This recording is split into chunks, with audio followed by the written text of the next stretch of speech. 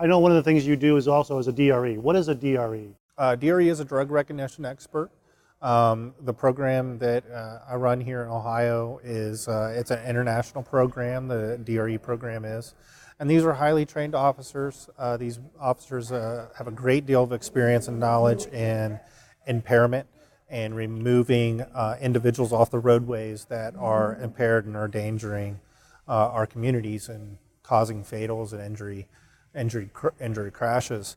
And we train these officers to become DREs, and these DREs specialize in impairment no matter what the substance, alcohol and or drugs. So this is much broader than alcohol. Correct. When you talk about impairment or impaired, we're talking about a wide variety of other drugs besides alcohol. Absolutely. I mean, you're talking about anything, anywhere from alcohol all the way to inhalants, huffing aerosol cans, to prescription medications, over-the-counter medications, hallucinogen drugs, any type of impairing substance that would impair you mentally or physically to operate a vehicle safely.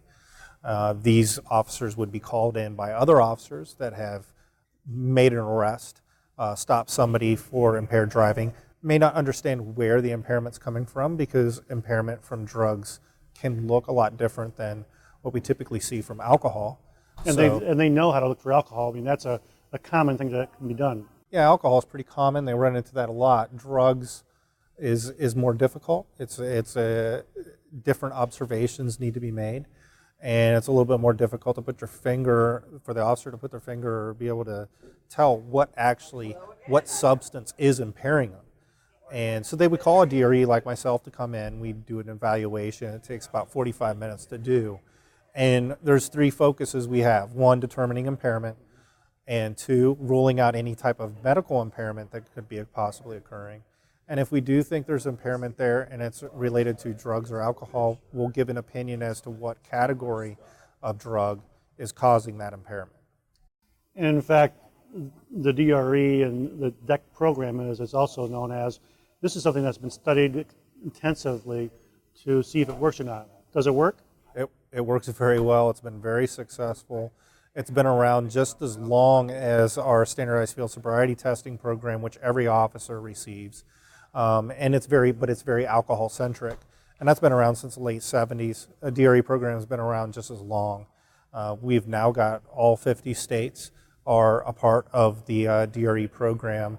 And it's been very successful in not only educating officers on drug impairment, observations of impairment, being able to articulate that impairment in court, and removing those people off the roadways that endanger our communities.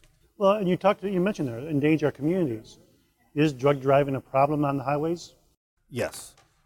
It's becoming more and more of a problem. We are seeing many more illicit drugs, and with the rise in prescription use, over-the-counter medications, a lot of these prescriptions and medications and substances that people use have impairing effects. And when they get behind a wheel, they do endanger the lives of themselves and many others. So it's very important as law enforcement that we're able to recognize those impairing signs. And like I said, a lot of times it's different than what you see from alcohol. The impairing effects aren't necessarily the same, but it's still impairment. And being able to recognize those things, that's what the DRE program does. And it brings that education also to the officer through the ARIDE program, which is the Advanced Roadside Impaired Driving Enforcement Program, which is like an intermediate course. It's only a 2-day course that is trained to a lot of officers. So they're better able to recognize those observable signs and articulate that impairment, and then know when to call a DRE to follow up with that investigation with that impaired driver. There's this belief by many, especially the young, that marijuana is not a problem. It's not impairing. I can drive fine without it. As a DRE, you're trained on issues of marijuana. That's one of the categories I know. Is marijuana safe to drive after using that? No. I'll relate it to like a narcotic. When we're hurting and we have pain, we are prescribed narcotics typically like Vicodin, codeine, oxycodones to help with that pain, to dull that pain. Unfortunately, the side effect of those drugs are they also impair you. Marijuana will impair you. It's a drug, and it has impairing effects. THC, the psychoactive ingredient in cannabis, is an impairing drug. It impairs your perception of distance, time, your divided attention skills, which are required to operate a vehicle, are diminished. Your reaction speed, your ability to process information, all of those things are impaired with the use of marijuana.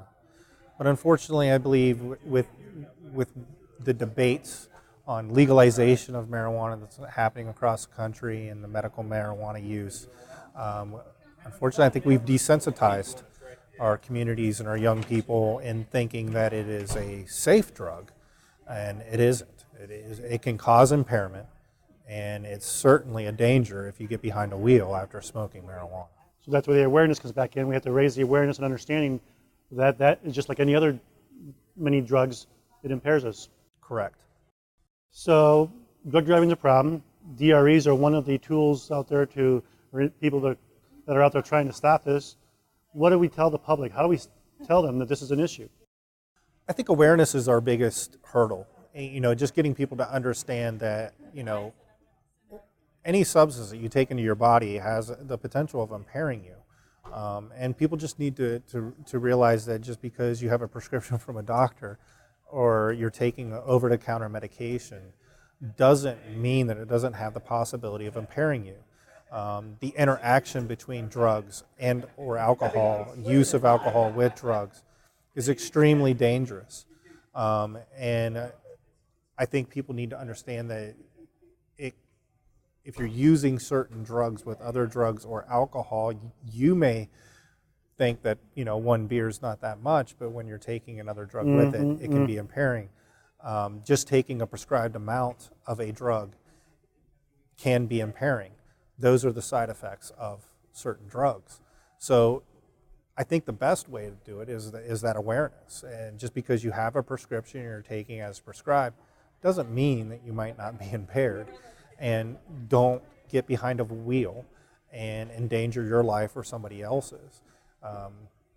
People using those medications or over-the-counter medications are our best defense is don't get on the road in the first place. Yeah. And let's be proactive about it and prevent these tragic situations that happen on our roadways in Ohio where people are losing their lives or seriously injured.